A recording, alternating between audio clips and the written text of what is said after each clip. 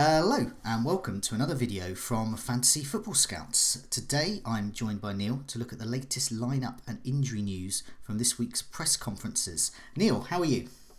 I'm not too bad, Joe. How are you? Yeah, I'm good. I'm keen to crack on though and discuss That's- the latest team and injury news because the deadline isn't tomorrow morning at all. No, it's coming up in a few hours on this Friday evening. So yeah, let's crack on. And first port of call has to be Man City.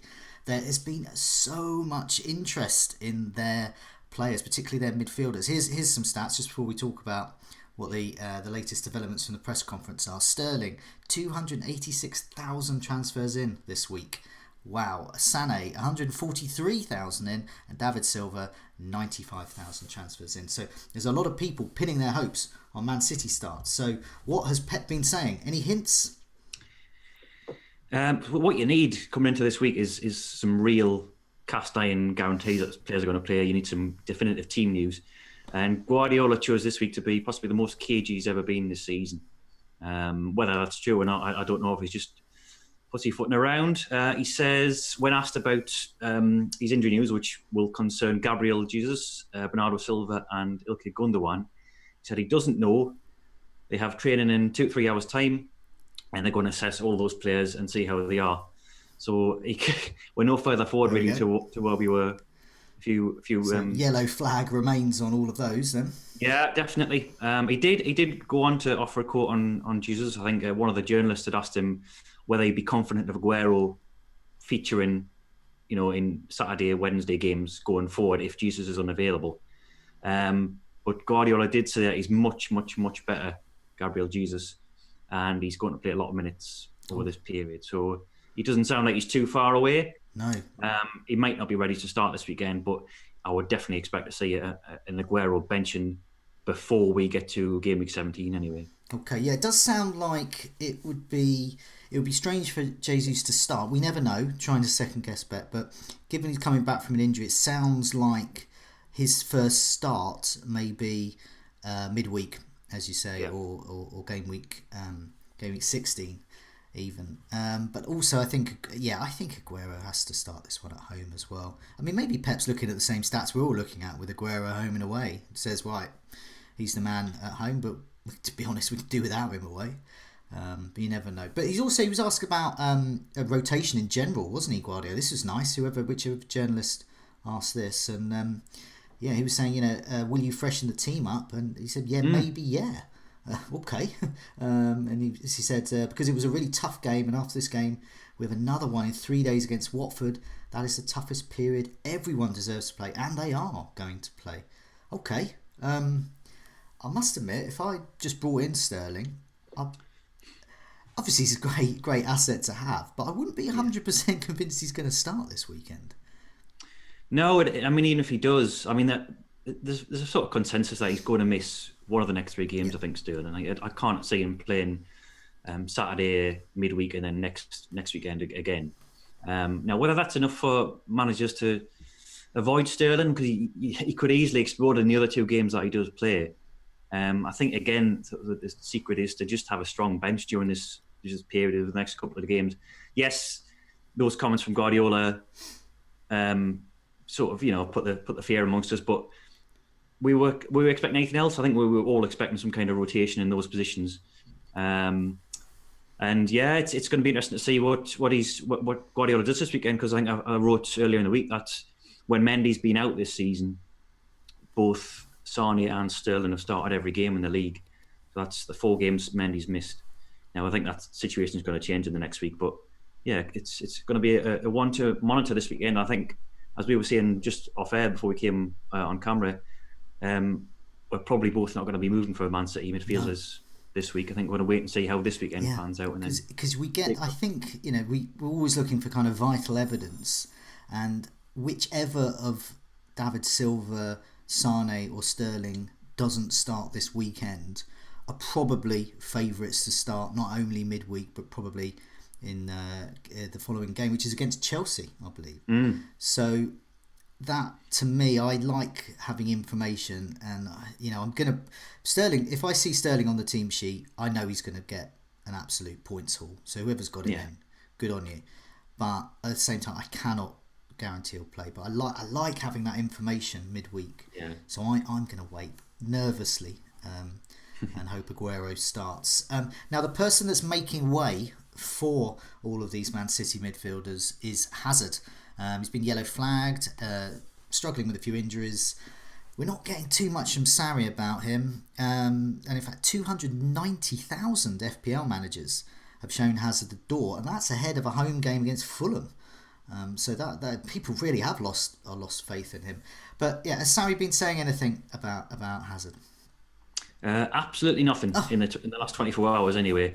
And we did get a quote in midweek in which he said he thinks he's going to be okay, that he was going to miss the Europa League game on Thursday and just concentrate on training. So I would expect him to feature. We saw the Chelsea team last night. They made 10 changes. All of them were outfield. So only keeper kept his place. So yeah, he was talking also about whether, because Chelsea were beaten last weekend for the first time in the league, and he was saying that it was the system and the team rather than one or two players that were the problem. So I think you could see a very, very similar 11, if not the same team lineup again this weekend. But nothing definite about Hazard's fitness other than what we heard in midweek, which was fairly positive. Okay. One other Chelsea player I'm looking at, it's not an injury issue, it's more kind of a lineup issue.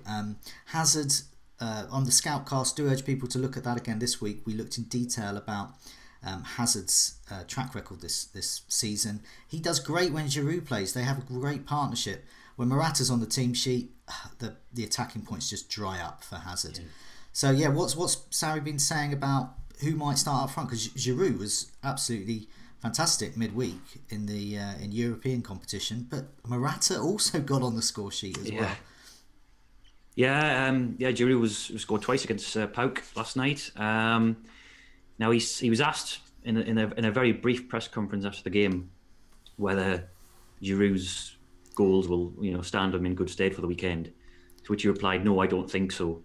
Oh. So it sounds like Morata is going to return to the starting 11, which, as you say, is possibly bad news for Hazard. I think I looked at this myself in the big numbers piece last night. I know you covered it on the Scoutcast as well. But if you do compare, I think game weeks 5 to 8 when Giroud and Hazard are on the team, to game weeks 9 to 13 when Hazard's been playing with Morata, pretty much every stat is inferior. Yeah. I mean, penalty box touches have halved. His goal attempts are down 1 a match. Minutes per attempt is down like 5 minutes. So, yeah, I mean, also it should be said that as well as Morata being in the side, Hazard has been carrying injuries for the past month, so that might sort of temper his underlying stats as well. I also noted he took corners as well. I don't know whether this is Morata or Giroud based, but for some reason, at the beginning of the season, he took corners, and they completely disappeared. I think he took 1 corner in the last 3 game weeks, which is it's negligible really. But for these top teams, set piece takers are great because if you've got players like Giroud, potentially Morata, to get on the end of things. But yeah, it's obviously not Rudiger as well. He's got a lot of it. Yeah, exactly. But it's not working out when Morata plays, and so I can see why people are ditching. Yeah. Definitely. Another team with a great fixture is Manchester United. They travel to Southampton. Southampton and Burnley are arguably the kind of key whipping boys at the moment. So very handy to have an attacker against them. What's been happening injury wise at Manchester United? Yeah, this was a story developed last night. Sanchez has picked up a hamstring injury in training, and Mourinho gave his press conference this morning and confirmed he's going to be out probably for the rest of the year, so another 6 weeks, we think. Sort of the indictment on how Sanchez has fallen as a fantasy asset, that was just sort of greeted with a collective shrug, I think, amongst the fantasy community. But it does have, potential implications for Anthony Martial, who is a popular asset at the moment. Because you'd expect a bit of rotation over Christmas with Manchester United's fixtures, but Sanchez probably was the obvious candidate to step in for Martial when he was benched. Sanchez has started 4 league matches on the left wing this season, which is where Martial's playing now. So one fewer option in those front 3 positions is good for owners of Martial. Now, he does have other people who can play there. So Rashford's played on the left this season. Matt could stand in there as well. But yeah, I would say that's only positive news for Martial owners. Yeah, no, that definitely is. I think, as you say, I mean, yes, I mean, obviously the likes of Rashford and Lukaku, everyone's going to get a run out. But Martial, he's the man in form. It's undeniable. Even Mourinho could say, even though he's had his problems with him in the past. Now, a team with a tougher fixture, but it could potentially be fruitful for fantasy managers. This is North London derby, and that's Spurs there. So, any update? There's a few Trippier owners still knocking around after his injury. Any hope there if he's going to have a start? No, it doesn't look like it. He's undergoing the final stages of his rehab, Trippier, which suggests he's not going to be available. Now, he might be back in contention for game week 15, which is when the fixtures get really good. But Aurier's come in the past couple of games, played in midweek, and I'm pretty confident he'll start again this Sunday. It's a bit of a shame for Trippier because he's been consistently returning at one end of the pitch or the other. And this weekend, as you say, Arsenal's conceded the most chances from the left flank than any other club this season. So that would have been great for Trippier. But it looks like he's going to be out, and but possibly back in contention for game week 15. In midweek. Yeah, I mean, I think it's a tough one for Trippier owners because I think a bench is going to be needed. Maybe one or two substitutes may be needed this weekend with rotation. So he's not a player you really want to hold if you know he's not going to play. But if he's back game week 15, he's definitely a player you want over the festive period because he, like everyone's, going to miss maybe one or two games. But Spurs fixtures, when you look at when you have a look at the season ticket on the Fantasy Football Scout site, and it's just a wonderful set of fixtures for Spurs. So. What else has been happening in the press conferences? My man Goodmanson. Now, you were sort of right last week to say that he should have stayed flagged because he was only expected to start, but then he got a cold or a bug. Yeah. So you were kind of right. It was a different reason. Does he look like he's going to finally start this time? Yeah, I was quite smug about that on when the team sheets came through, but then I quickly realised it was a completely different ailment. Yeah, he's going to be back in contention this weekend, unless he picks up something else over the next 24 hours. Stay safe. Stay safe. He's as you say, just a 24 or 48-hour bug thing, so he's back. I'll whip through some more sort of mid-priced fitness news. We've got Jose Holibas back for Watford this weekend. He missed out last weekend with a calf injury. Okay, now do you know what? That is interesting actually, because Holibas is one of these players that can get points at both ends of the pitch, and he's facing Leicester, and Leicester are leaky as hell. So, yeah, okay, if you've got Holibas still knocking around your bench, could be a good week to play him. Well, I think he's dropped in price as well. I think so. He's available for 4.7 now, so that's quite a. Well, he started at 4.5, but he got up to about 4.9, I think, at his peak. So that's quite a cut price deal for Holibas. Anyway, so Glenn Murray and Matt Ryan, they're both okay. Oh, good. They picked up knocks last weekend against Leicester, but nothing doing there. They're both recovered. We talked about Man United having a good fixture this weekend against Southampton, and they've got real problems at left back. Ryan Burton's got a back injury. Ooh. And Matt Targett, who would deputise for him as he did last weekend when Burton was suspended, was taken off with a head injury against Leicester in the Carabao Cup in midweek. Wow, so who's the third choice? Is there one? Well, they've got a youngster called Jan Valery, who played in the Carabao Cup in midweek. He could play on either flank, I think. And Cedric's their other fullback. I'm not sure if he would switch over to the left. So answered the call of the Valery, and he's what a test he's going to have. Okay, well, good luck, Valery. Yeah.